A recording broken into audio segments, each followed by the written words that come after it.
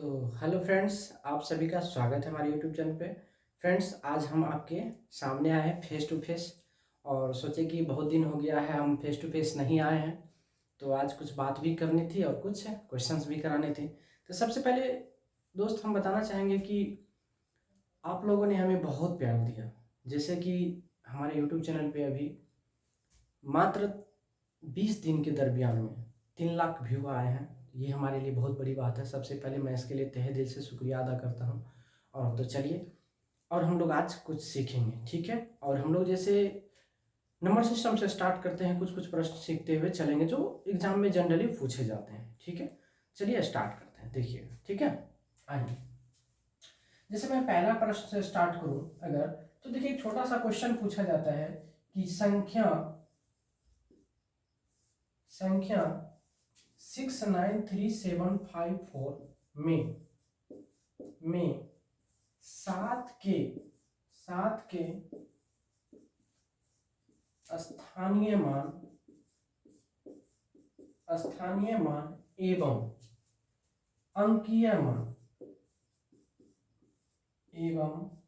अंकीय मान का अंतर ज्ञात करें।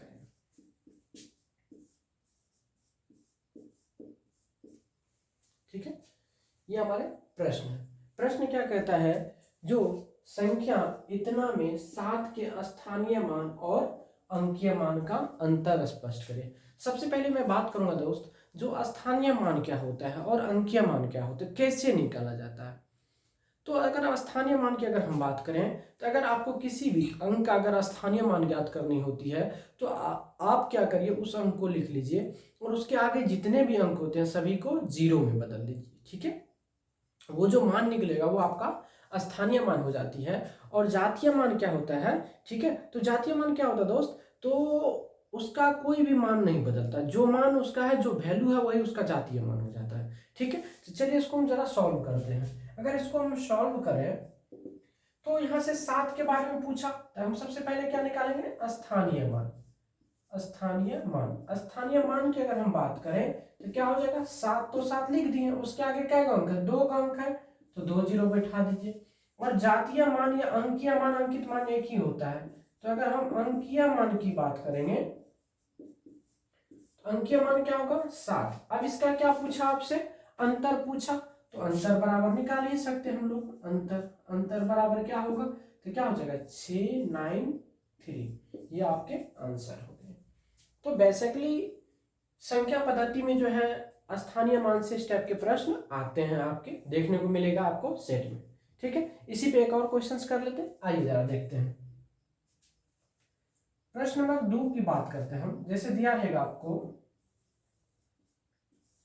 संख्या 0.3246 में 4 और 5 के स्थानीय मान का योगफल ज्ञात करें। क्या ज्ञात करें, योगफल ज्ञात करें।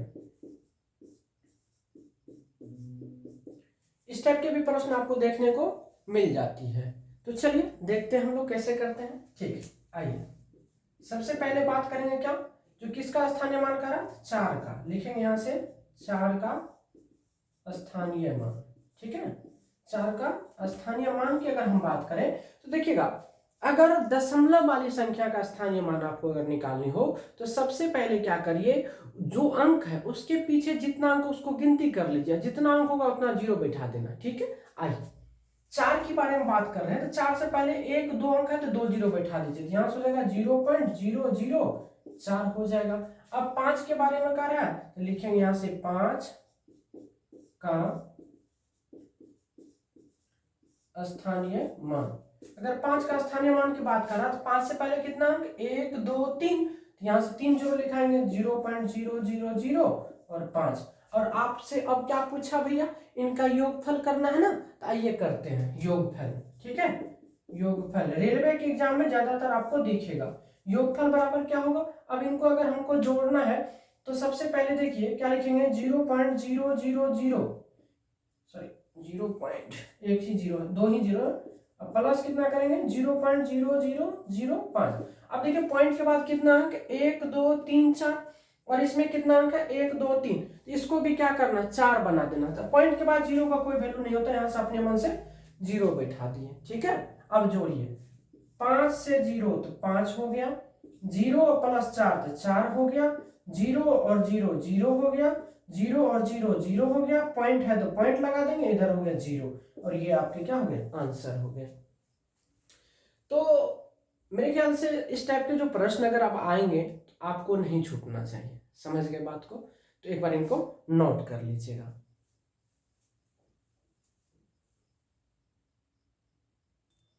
चलिए आपने नोट कर लिया, ठीक है। अब चलिए हम लोग नेक्स्ट क्वेश्चन की बात करते हैं। ठीक है, जैसे प्रश्न नंबर अगर हम 3 की बात करें, प्रश्न नंबर 3 की, तो आपसे प्रश्न पूछा जाएगा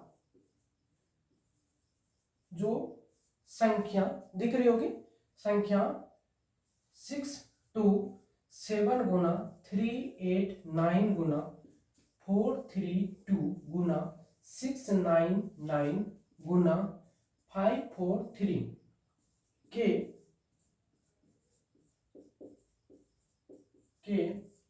गुणनफल, ठीक है, के गुणनफल के अंत में कौन सा अंक होगा, कौन सा अंक होगा। इस टाइप के प्रश्न आपको देखने को मिलेगा, ज्यादातर एसएससी जीडी में भी मिलेगा, उसके बाद रेलवे में भी मिलेगा, सीएचएसएल में भी मिलेगा।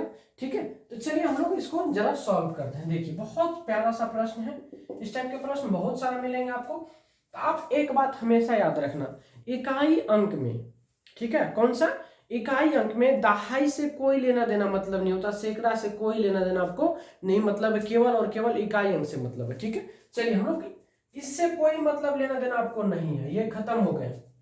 यहीं से बात होती है कि आप क्वेश्चन को किस नजरिया से देख रहे हैं। ठीक है, आइए तो क्या है 7 गुना 9 गुना 2 गुना 9 गुना 3।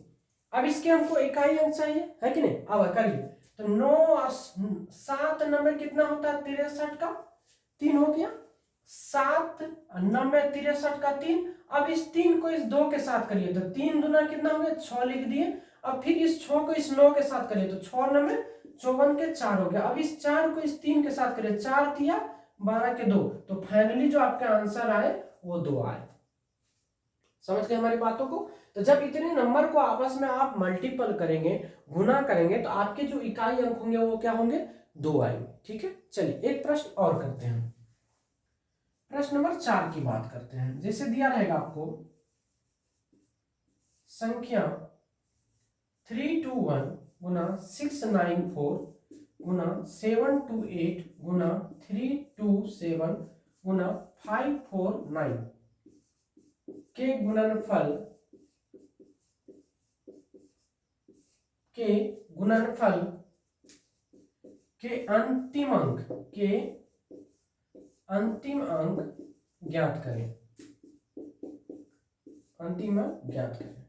ठीक है ना, इसका आपको क्या करना है अंतिम अंक निकालना। बहुत अच्छा प्रश्न, इस टाइप के बहुत सारे प्रश्न आपको देखने को मिलेगा। चलिए करते हैं, आइए क्या है यहां से, अभी हम बोले कि दहाई अंक से कोई लेना देना नहीं है, खत्म, खेल खत्म। आइए इकाई अंक 1 गुना हो गया 4 गुना हो गया 8 गुना हो गया 7 गुना 9। अब इसी को हम लोग को क्या करना सॉल्व करना। देखिए तो 1 गुना 4 कितना हो गया 4। अब इस 4 को इस 8 के साथ करना, तो 8 चौके 32, केवल इकाई अंक लेना 2 हो गया। अब इस 2 को इस 7 के साथ, 7 दूना 14 के 4 हो गए। ठीक है, अब इस 4 को किसके साथ 9 के साथ, 9 चौके कितना हो गया 36। तो फाइनली जो रिजल्ट आया वो आपका 6 आया। मेरे ख्याल से अब दिक्कत नहीं आनी चाहिए इसमें, एक बार इनको आप नोट कर लीजिए। ठीक है, चलिए नोट कर लियोगे, मैं इसको क्लीन करता हूं, मिटाता हूं।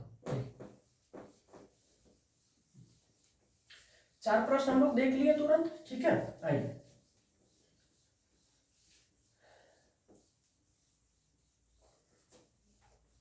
हर टाइप के प्रश्न हम लोग देखेंगे। आइए अब बात करते हैं प्रश्न नंबर 5 की।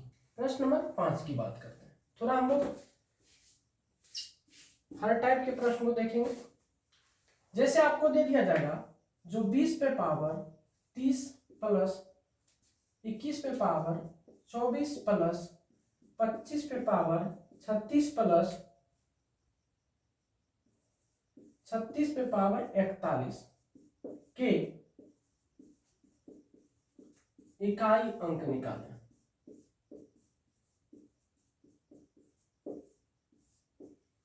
इस टाइप के प्रश्न अगर आपको आ जाएगा तो आप क्या करिएगा, है कि नहीं?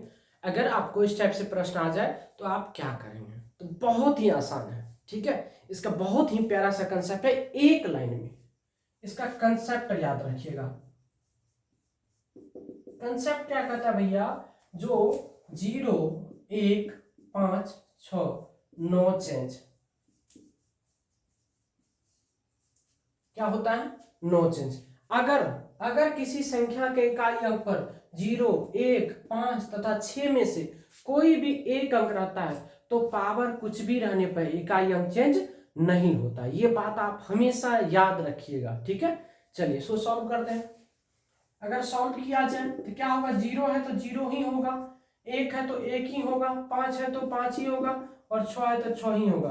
तो टोटल को जोड़िएगा तो कितना होगा, 1 5 6 6 12 का कितना हो गया, 2, और ये आपके आंसर है, ठीक है। चलिए क्वेश्चन और कर लेते हैं। प्रश्न नंबर 6, जो 241 पे पावर 20 प्लस 220 पे पावर 24 प्लस 335 पे पावर 36 प्लस 336 पे पावर 41, ठीक है, के इकाई अंक निकालें। के इकाई अंक निकालें। एक एक झलक हम आपको दिखाते चलते हैं रूल के साथ, ठीक है। इसका रूल भी होता है तो इनके साथ हम लोग चलते हैं, ठीक है। तो अभी हमने जस्ट आपको बताया कंसेप्ट में 0 156 नो चेंज, याद में रख लेना, माइंड में बैठा लीजिए। अगर 0 156 आएगा तो चेंज नहीं होगा, दुनिया का कोई ताकत लगा लीजिए इसमें चेंज नहीं होता तो नहीं होता, ठीक है। इसका वीडियो हम डाल भी चुके हैं, आप देख भी सकते हैं वहां जाकर, ठीक है। चलिए इसको सॉल्व अगर हम करें तो क्या होगा, 1 है तो 1 ही होगा, 0 है तो 0 होगा, और 5 है तो 5 ही होगा, प्लस 6 है तो 6 ही होगा। तो 6 5 11 1 12 का कितना होगा, 2, और ये फाइनली आपके आंसर है जगह। तो दहाई अंक कुछ भी आ जाए कोई फर्क पड़ने वाला नहीं है। दहाई अंक में कोई भी अंक बैठे उससे कोई लेना देना इसको नहीं पड़ता, कोई फर्क इसमें पड़ने वाली बात नहीं है, ठीक है। चलिए प्रश्न नंबर 7 की अगर हम बात करें, यहां से दे देगा आपको, जैसे 24 पे पावर 61 प्लस, इसको हटाइए, 0 से 56 आपने देख लिया, 29 पे पावर 30 प्लस 24 पे पावर 60 प्लस 29 पे पावर 31 के इकाई अंक निकालें। के इकाई अंक निकालें, ठीक है। इसके इकाई अंक निकालें। अगर इस टाइप के प्रश्न अगर आपको देखने को मिलते हैं तो क्या करेंगे? सबसे पहले मैंने 0 156 का रूल बताया, उसके बाद मैं बात करता हूं 4 और 9 का, यानी 49 का रूल। 49 क्या कहता है, तो अगर किसी संख्या के इकाई अंक पर 4 या 9 रहता है तो आपको पावर को देखना है। किसको देखना है? पावर को देखना है। जो पावर क्या है, अगर पावर सम संख्या रहेगा तो इकाई अंक का पावर 2 करेंगे, अगर पावर विषम संख्या रहेगा तो इकाई अंक का पावर कितना करना है? 1 करना है। समझ गए बात को? तो चलिए सॉल्व करते हैं। तो यहाँ 4 है तो 4 पे पावर यहाँ क्या है? विषम है तो 1 करेंगे, प्लस 9 है पावर सम है तो 2 करेंगे, प्लस 4 है 4 पे पावर सम है तो 2 करेंगे, 9 पे पावर विषम है तो 1 करेंगे। बस यही तो करना था। अब देखिए इसको जब आप सॉल्व करेंगे तो 4 पे पावर 4 हो गया, प्लस 9 9 81 का 1 हो गया, प्लस 2 4 4 16 6 हो गया, प्लस 9 हो गया। तो 4 1 5 6 11 9 कितना हो गया? 20, 20 का हो गया 0, और ये आपके आंसर हो गए। फिर से जोड़ लीजिए, 4 1 5 6 5 11 9, 20 का 0, हाथ में कोई लेना देना नहीं है, ठीक है ना। आपसे पूछा इकाई अंक, हासिल नहीं पूछता, ठीक है। तो अगर किसी संख्या के इकाई अंक पर, अगर किसी संख्या के इकाई अंक पर 4 और 9 रहेगा तो आपको पावर को देखना। पावर सम रहेगा तो 2 करेंगे, पावर विषम रहेगा तो 1 करेंगे। एक बार जरा इसको नोट कर लीजिए, हम क्वेश्चन को अब इसको मिटा रहे हैं, ठीक है। वीडियो रोक के देख लीजिएगा, नहीं तो वीडियो लंबा हो जाएगा थोड़ा, ठीक है। आइए मिटा दो। चलिए थोड़ा सा दोस्त सपोर्ट करिए ताकि हम भी आगे बढ़ सकें और आपके लिए कुछ कर सकें, कोई तो चार्जेस नहीं है। आइए, शॉर्ट वीडियो मैं ज़्यादा डालता हूं ताकि उसमें आपको जो क्वेश्चन रहता है एक क्वेश्चन सॉल्यूशन करके सेम टाइप का मैं उससे ज़्यादा क्वेश्चन 2-3 क्वेश्चन उसमें डाल देता हूं, ठीक है। आइए 7 प्रश्न हम लोग कर लिया। प्रश्न नंबर 8 की बात करते हैं। प्रश्न नंबर 8 की बात करते हैं। देखिए आपको दे दिया जाएगा जो 22 पर पावर 21 प्लस 23 पे पावर 22 प्लस 27 पे पावर 23 प्लस 28 पे पावर मान के चलिए दे दिए 20, ठीक है। 24 कर लीजिए, बेहतरीन रहेगा 24, ठीक है। ये क्वेश्चन दे दिया आपको, कहेगा के इकाई अंक ज्ञात करिए, के इकाई अंक ज्ञात करें। ये आपके प्रश्न है, ठीक है। इनके इकाई अंक ज्ञात करें। कहेगा सर आपने तो हमको 0-156 का रूल पढ़ा दिया, 49 का रूल पढ़ा दिया, तो 2378 का भी पढ़ा ही दीजिए, क्या होगा। तो एक बात याद रखिएगा, जो 2378 का रूल क्या कहता है, अगर किसी संख्या के इकाई अंक पर 2378 आता है तो उसके पावर को पकड़ना है। क्या करना है, पावर को पकड़ना है, पावर में 4 से भाग देना है, ठीक है। पावर को पकड़िए, पावर में 4 से भाग दीजिए। भाग जब दीजिएगा तो आपको शेषफल आएंगे 1 2 3 4, सॉरी 1 2 3 और 0 आएंगे, ठीक है। क्योंकि 4 से अगर हम भाग देंगे 4 में तो शेषफल तो 0 हो जाएगा, 4 के कोई भी गुणज रहेंगे। तो शेषफल अगर 1 आएंगे तो पावर 1 करेंगे, शेषफल 2 आएंगे पावर 2 करेंगे, शेषफल 3 पावर 3, शेषफल 0 पावर 4। फिर से मैं बोल देता हूं, जो अंतिम 2 अंक लेना है उसमें क्या करना, 4 से भाग देना है। भाग देने के बाद अगर शेषफल 0 आए तो पावर 4 कर दीजिएगा। 1 आएगा तो 1 करना, 2 आएगा तो 2 करेंगे, 3 आएगा 3 करेंगे, बस इतना ही काम करना। चलिए अब करें, ठीक है। आइए अब बात करते हैं। अगर हम 21 में, ठीक है, अगर हम सबसे पहले यहाँ भागे दे के देख लेते हैं। 21 में 4 से भाग देंगे तो रिमाइंडर कितना बचेगा, 1 बचेगा। चलिए अब 22 में अगर हम 4 से भाग देंगे तो रिमाइंडर कितना बच जाएगा, 2। अब अगर हम 23 में 4 से भाग दें तो रिमाइंडर कितना बचेगा, 3। और 24 में अगर हम 4 से भाग देंगे रिमाइंडर क्या बचेगा, 0। ये चीज आपने देख लिया, ठीक है। हमने कहा कि पावर को देख, पावर अंतिम मतलब पावर में अंतिम 2 अंक में 2 4 से भाग देना। शेषफल अगर 1 2 3 और 0 आए तो पावर क्या करना है, 1 आएगा तो 1, 2 आएगा 2, 3 आएगा 3 और 0 आएगा तो 4, ठीक है। आइए अब करते हैं। यहाँ इकाई अंक 2 है, शेषफल 1 तो पावर 1 करेंगे। यहाँ 3 है और शेषफल 2 तो पावर भी 2 करेंगे। यहाँ 3 है, ठीक है, यहाँ कितना है 7 है और शेषफल 3 तो पावर भी 3 करेंगे। यहाँ 8 है और शेषफल 0 आए तो पावर 4 करेंगे। बस यही रूल है, ठीक है। अब आइए ये कितना हो गया, 2 प्लस 3 3 9 प्लस 7 को अगर आप 3 बार गुना करेंगे तो कितना होगा, 7 7 49 कितना होता है, 343, ठीक है। तो इसमें क्या होगा, 3 हो जाएगा। अब 8 को 4 बार जब गुना करेंगे, नहीं समझ में आए तो 8 को 2 बार गुना करेगा 64 होगा, फिर 64 तो 4 चौके कितना हो गया, 4 चौके 16 का 6 आ गया, यानी इसका इकाई क्या हो गया, 6 हो गया। समझ गए बात को। चलिए इसको हम क्या करते हैं, इसको मिटा देते हैं, ठीक है। आइए अब देखिए 2 9 11, 2 9 11, 3 14 6 20 का क्या हो गया, 0 और ये आपके आंसर हो गए क्या। चलिए एक क्वेश्चन और कर लो इस पे। चलिए प्रश्न नंबर हम 9 की बात करते हैं, ठीक है। 2 2 2 पर पावर 8 8 8 प्लस 8 8 8 पर पावर 2 2 2 प्लस 3 3 3 पर पावर 5 5 5 प्लस 5 5 5 पर पावर 3 3 3, ठीक है। के इकाई अंक निकालें, के इकाई अंक निकालें। ये प्रश्न है, जरा इसको हम लोग देखेंगे, ठीक है। चलिए सॉल्व करें। आइए 2 है तो अंतिम 2 अंक में भाग देंगे। तो चलिए 88 में अगर हम इसको अगर हम सॉल्व करें तो 88 में अगर हम 4 से भाग देंगे तो पूरा पूरा कट जाएगा, 22 चौका 88, रिमाइंडर बच जाता है 0।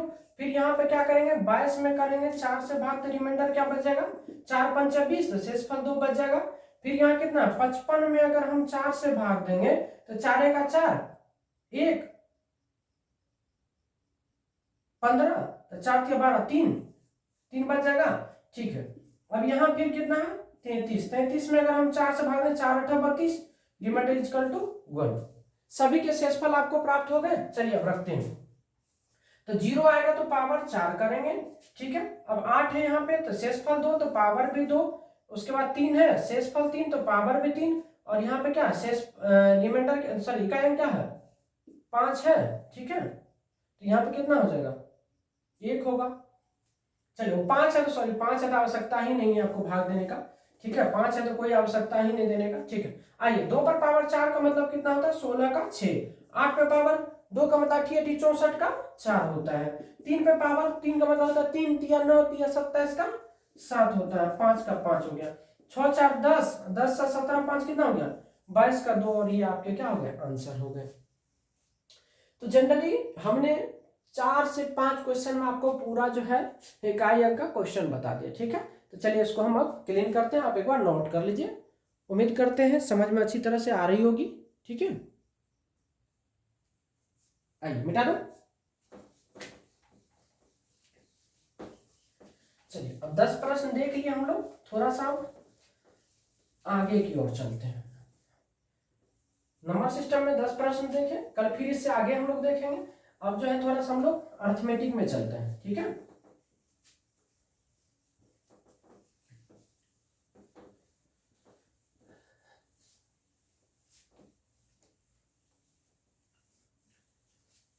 थोड़ा सा जो है हम लोग अर्थमेटिक में चलते हैं, प्रश्न नंबर 10 की ओर। ठीक है, प्रश्न नंबर कौन सा, प्रश्न नंबर 10 की बात करते हैं। तो थोड़ा हम लोग अर्थमेटिक में घुसते हैं, तो परसेंटेज से स्टार्ट कर लेते हैं। ठीक है, आइए बेसिक प्रश्न।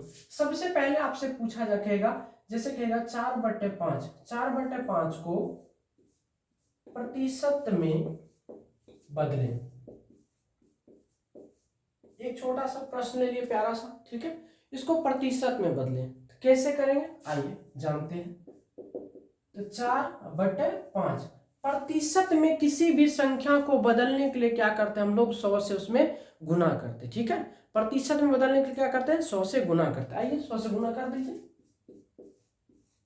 5 से काटेगा तो हो जाएगा 20, तो 20 चौका कितना हो गया 80% हो गया, आपके आंसर हो गए। चलिए अब आते हैं प्रश्न नंबर 11 की बात करते हैं। लिखते हैं हम प्रश्न, यदि ए की आय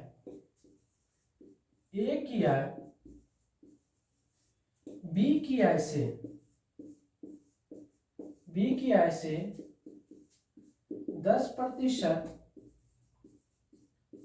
अधिक है, तो बी की आय ए की आय से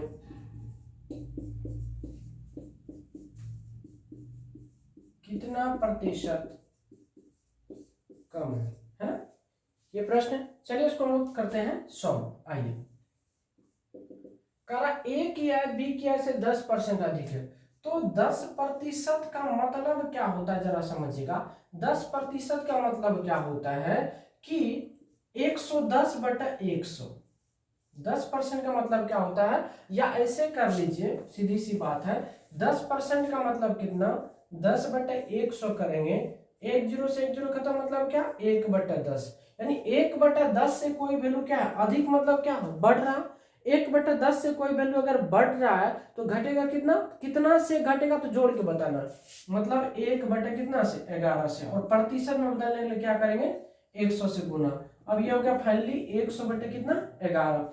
जब इसको आप तोड़ेंगे तो कितना होगा बताइए, तो 11 ना 99, 1/11% क्या होगा कम होगा। ये आपके आंसर हो गए, समझ गए हमारी बातों को। चलिए अब नेक्स्ट प्रश्न की बात करते हैं, प्रश्न नंबर 12 की बात करते हैं। जैसे हम बोले जो यदि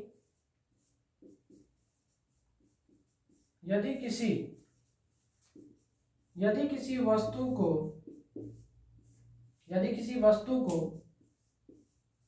400 रुपया में खरीद कर 20% हानि पर बेच दिया जाता है तो वस्तु का विक्रय मूल्य ज्ञात करें। वस्तु का विक्रय मूल्य ज्ञात करें। वस्तु का क्या करना है? विक्रय मूल्य ज्ञात करना। ठीक है, आइए हम लोग इसको सॉल्व करते हैं। जरा देखिए, तो आपको पता है, देखिए क्रय मूल्य जो होता है वह क्या होता है? 100% होता है। क्रय मूल्य हमेशा क्या होता है? 100% होता है। तो यहां से हम बात कर सकते हैं ना कि 100% का जो वैल्यू है वो आपको कितना दिया हुआ है? 400 रुपया दिया हुआ, यानी 100% की वैल्यू 400 रुपया दिया हुआ। अब करा क्या, जो 20% हानि में बेचना, भैया 100 में खरीदे हैं, 20% हानि में बेचेंगे तो कितना में बेचेंगे? 80% ना। अब 80 का निकाल दीजिए, यही तो आपसे पूछ रहा है। 80% का वैल्यू निकालना है तो क्या हो जाएगा? 400 बटे 80 गुना कितना? 180 पंच 400, 5 गुना 1 कितना हो जाएगा? 500। और ये आपके क्या हो जाएंगे? आंसर होंगे। तो आज मैं एकदम बेसिक से ही बता रहा हूँ, कल से मैं जो एक वे में क्वेश्चंस कराऊंगा। जैसे मैं ये बुक रखा हूँ, कल से आपको इसी से रिलेटेड, इससे जो है चुनिंदा क्वेश्चंस मैं करवाऊंगा। ठीक है, अगर आप लोग का इच्छा हो तो आप हमें बताइएगा, हम सारा सारा करा देंगे। ठीक है, आइए अब बात करते हैं। मिटा दो, चलिए।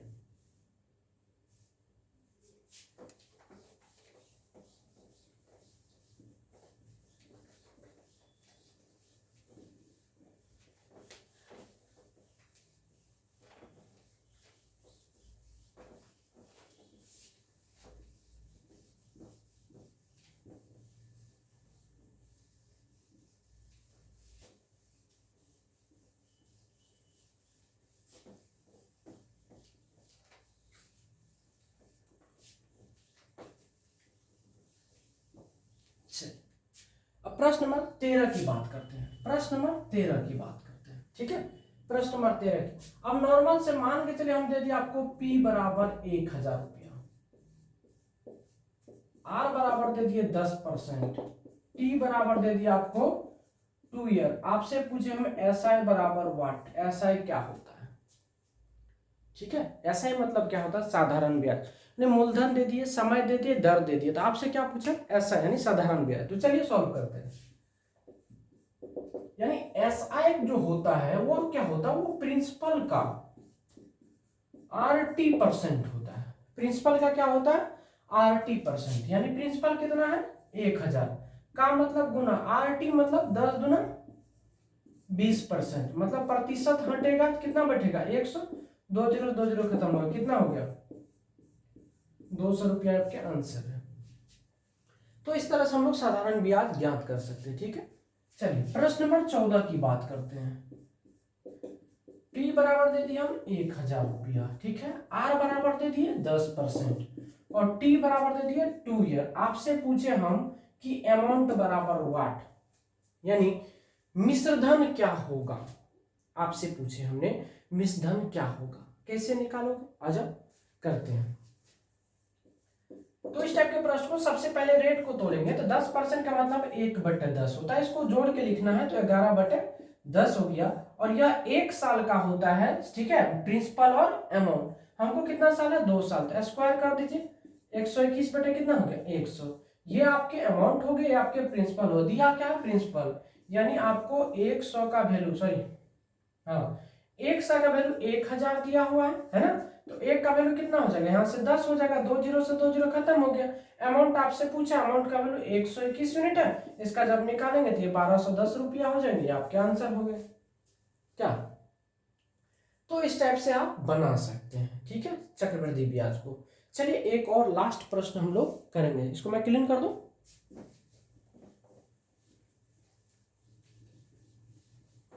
अगर दोस्तों आप लोग का प्यार रहा तो हम निश्चित रूप से इसमें कंटिन्यूटी करेंगे। ठीक है, क्योंकि शॉर्ट वीडियो आप लोग बहुत अच्छा देखते हो, बहुत प्यार देते हो, लेकिन लॉन्ग वीडियो आप लोग देखते नहीं। ठीक है, क्या करिएगा, अभी थोड़ा सा गरीबी है जिस कारण से हम नहीं ले पा रहे हैं। आइए, आप लोग का सपोर्ट रहा तो वो भी कर लेंगे।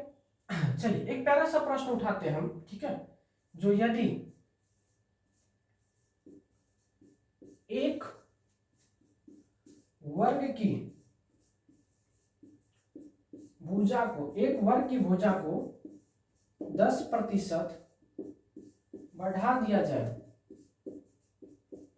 एक वर्ग की भुजा को 10% बढ़ा दिया जाए तो उसके क्षेत्रफल में क्या परिवर्तन होगा, क्या परिवर्तन होगा। बहुत प्यारा सा प्रश्न है, आइए सॉल्व करते हैं। आप हमेशा याद रखिएगा जो क्षेत्रफल में प्रतिशत परिवर्तन, क्षेत्रफल में प्रतिशत परिवर्तन बराबर एक छोटा सा फॉर्मूला होता है 100 plus minus x into 100 plus minus x बटा हुआ होता है 100 होता है। वाई कर लीजिए, बेहतरीन रहेगा। वर्ग में तो बराबर होता, फिर आयत में चेंज हो जाता है। ठीक है, आइए तो कितना परसेंट बढ़ेगा, 10%। तो 10 जोड़ेंगे तो कितना होगा, 110 गुना 110 बटे कितना हो जाएगा 100। 2 जीरो से 2 जीरो खत्म गए, अगर कहा 121% हो गया। यानी पहले क्षेत्रफल कितना था 100%, अब कितना हो गया 121%। यानी वृद्धि कितना का हो गया, अगर वृद्धि की अगर आप बात करेंगे तो 21% का उसमें क्या हो गया, परिवर्तन हो गया। तो मेरे दोस्तों हमने अभी 15 क्वेश्चन आपको कराया, 15 टाइप का क्वेश्चंस कराया। अगर आप लोगों का प्यार रहा, सपोर्ट मिला हमें, तो मैं आपसे वादा करता हूं आपके जो एग्जाम 2025 में जितने भी एग्जाम होने वाले हैं उससे पहले मैं सारे मैथ्स को आपको कवर करा दूंगा। ठीक है, तो आज के लिए बस इतना ही, धन्यवाद। ठीक है।